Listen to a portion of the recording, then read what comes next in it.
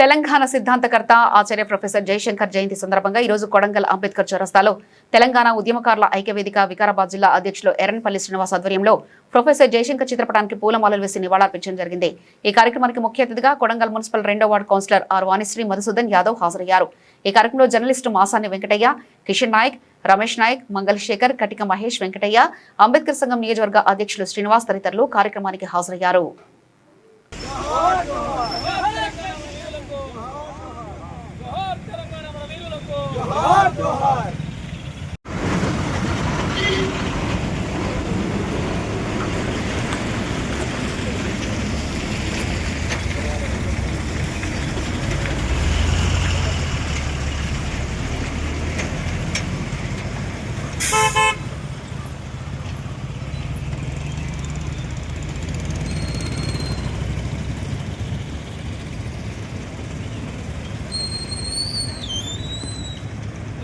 Professor Jaishankar जोहार जोहार professor Jaishankar गाరికి जोहार जोहार प्रोफेसर जयशंकर गाరికి जोहार जोहार अमर रहे प्रोफेसर जयशंकर सर अमर रहे प्रोफेसर जयशंकर सर अमर रहे ఈరోజు సార్ దీని సందర్భంగా మన తెలంగాణ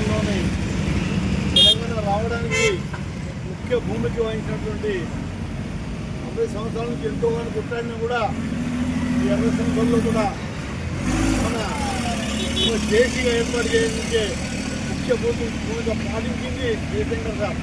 ఎందుకంటే ఆ రోజు మేధావుల్ని, విద్యార్థుల్ని, రాజకీయ నాయకుల్ని అందరినీ కూడా ఏకదాటిపై తెచ్చి కేసీఆర్ గారి నాయకత్వంలో జేఏసీ ఏర్పాటు చేసి కోదండరామ్ స్వామి కూడా ఇందులో ముఖ్య పాత్ర వహించిండు.